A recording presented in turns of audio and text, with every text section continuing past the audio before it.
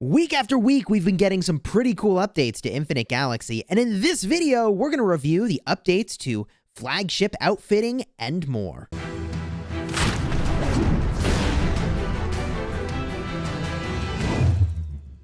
Hello my friends and welcome back. I'm Chisgule Gaming, and this video has been sponsored by the makers of Infinite Galaxy.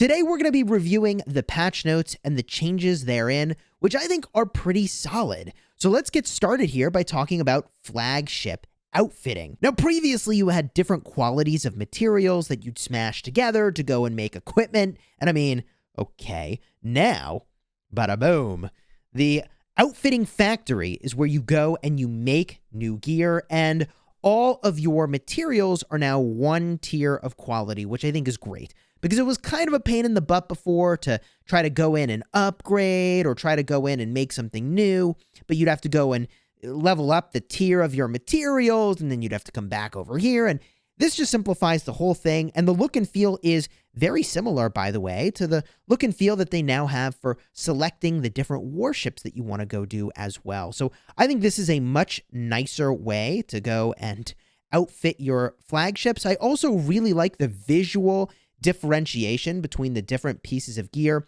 Before, it was a little bit more tricky to differentiate what exactly you had on here, and now, I mean, it is definitely a lot easier to tell, okay, this is kinetic, and this is a missile item, and this is a laser item. I definitely like the visual distinction here. That is a welcomed change, and as I mentioned, switching over all the materials to just one tier simplifies the whole thing so that you're not looking at menus and menus. I like this update for sure.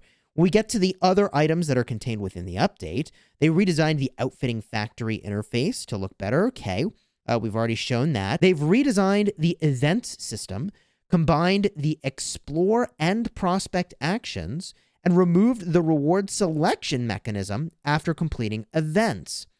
They optimized the UI interaction to increase the ease of use and adjusted the discovery rewards as buff effects that permanently take place. So there was a ton in there.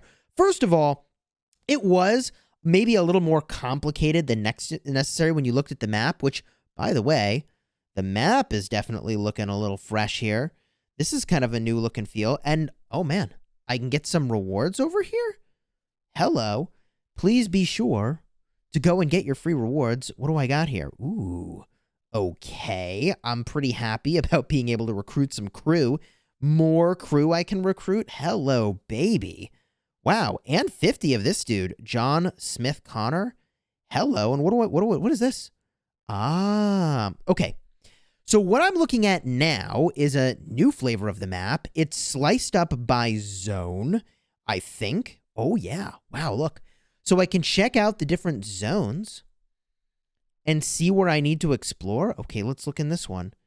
Ooh, so I need to do some exploration in here to get to the top tier of rewards, it looks like. Oh, I can claim those rewards? Oh my gosh. And as we were mentioning, there are now discovery bonuses. So if we go to the discovery tab, this was always here, but when you actually go and complete all your discoveries, you get a boost, and these boosts are pretty fierce. I mean, research speed, warship shields, warship hit points, all planet resource development output. Yeah, I'm really happy with all of that, and gosh, I'm going to need to do, I thought I'd done a lot of exploration, but it looks like there's a few more places I need to go to, and just by cruising through here, I mean, you might not have noticed, but you can go and get a lot of rewards, and there's very little I need to do to complete some of these, which I'm definitely going to have to go and do later. Oh, this is so much prestige that I'm getting. Be sure to go in and collect your free prestige. I can't believe there's still so many places I need to uncover. That must be when they expanded the map and they added some stuff, that there's a few more things I need to go and get, because those rewards are extremely nice. And oh man, so much prestige. Wow. I think the only thing that would help me get a better look at this map is if we could get that color coding by alliance. Oh, there it is. When I go to the galaxy view, I have it. Okay, great. So this view is still here. This is how I'm going to find which systems I still need to go explore. I'll have to, I guess, zoom in and get a look around and like, okay, here's one. I'll go and I'll prospect or explore. I guess the difference now between Explore and Prospect is that Prospect is going to get you some loot, and Exploration is just getting a peek at what's there. It shows you kind of what's in the system. There's no limit to the amount of exploration you can do, but there is a limit to the amount of prospecting you can do. I think this is a good change. Those buffs are extremely fierce. I mean, wow. And that free spaceport prestige. Ooh, baby. We'll have to do an opening video at this point. We just got so much of it. So they've also increased the Starfield exploration tech of the spaceport.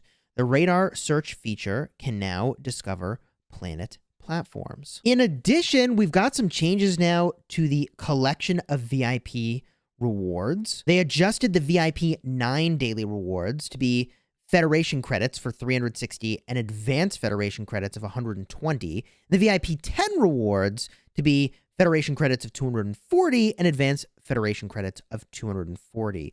So I guess they're giving you a sort of ramp up to those Advanced Federation credits instead of switching you over from one to the other. I think the switch over would have been fine, but all right, the ramp up's also kind of cool. They've added flagship data chips and spaceport prestige points for the rewards for world missions and reduced the amount of corium. Okay, that's interesting. I feel like the corium's pretty valuable, but depending on how much they increase the spaceport prestige, that's pretty good too. They've adjusted the rewards for defeating space pirates. That's kind of a big deal. Added the flagship outfitting blueprint chests and slightly reduced the amount of flagship data chips and gear materials. We'll have to get a closer look at that before I form my opinion, but offhand, it's probably fine. They've also changed the secret prototype device to advance Federation credits in the daily mission. This is kind of a big deal, and wow, there's still more. Okay, let's just talk for a moment about the daily missions here. Previously, you would get one of the gold boxes, you'd open that up, and who knows what you get. This is going to give you consistent progress towards your orange or legendary flagships, which I think is pretty solid. The Federation advanced credits are really good for that. If we go and I just open a few of these, I've got a couple of these cooking up over here. Sure. 4 of these secret prototype devices. You get 1 of these a day, and the rewards were extremely variable.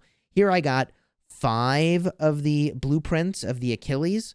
Okay, so this is 4 days worth of rewards. I got 5 of the Achilles. I got 300 Federation credits. You could get more lucky. You could get less lucky. Here's 5 of the Brontus. I think that getting the Advanced Federation credits is probably the better play. It's just consistent growth towards your top-tier flagships, which I think is totally good. I'm on board with that. They've also adjusted the 3-star clear rewards in the campaign, and they've added flagship outfitting chests, which, I mean, okay, that sounds very similar to what we were getting before. You were getting just a ton of flagship gear previously. Commanders who already cleared stages with 3 stars will get the corresponding compensation. Ooh, pay attention to a system mail. That's cool. Adjusted the rewards for occupying the Imperial Fortress and Starfield stages. Slightly increased the Federation credits and Advanced Federation credits. And reduced the number of resources for rewards. Okay, I think that's nice. You can get resources other ways. Give me those flagship blueprints. You know what I mean? And they've increased the buff effect for fleets with orange and purple quality flagship outfitting. So they're making the higher tier flagship gear actually a good bit stronger, which I think is a good thing. What I found is that you almost can't use a lot of the epic and legendary stuff until you'd leveled it up almost as much as the previous tier, which made it basically unusable. So if they've buffed it a little bit, it'll be usable now at a slightly lower level, which means it's more accessible for everybody. I think that's a good change. They've optimized the display of the distance indicator in the star system. Okay, showing how far you are. If I had to guess, if I go now and I just get a look around and let's just pick this system over here. Yep, you can see now it's showing me not a number that was sort of like, I guess, the distance, but the number of systems now that I would need to traverse in order to actually travel to this system. And if I tap it, it's going to take me home, which works nicely. All in all, I think these changes are pretty positive, and the fact that we're getting updates every week is a part of what has me excited about this game. But let me know down below in the comments, what are your thoughts on this update? And in particular, I'd like to hear your thoughts around this discovery section and all these new rewards that we get to go and obtain. I mean, geez, when you get into the center, the AGN Starfield, the John Smith Connor, 50 of them. What is that dude doing for me, and am I excited about that? I don't use him currently, so let's see here. He is going to increase flagship attack. I'm actually not terribly excited about that, but some of those other crew members that you were getting along the way definitely look pretty good, and gosh, this is a lot of level ups for my crew here. Ooh, and all that spaceport prestige. I mean, we are up to so much spaceport prestige now. What do we have here? We get a look, recruit crew. Oh yeah, 55,000. I mean, that's enough to probably make our own video. But again, throw a like on here if you enjoyed this. Subscribe to the channel so you don't miss future updates about Infinite Galaxy. And until next time, you have fun smashing your nebula. And maybe I should say exploring it with those sweet new rewards.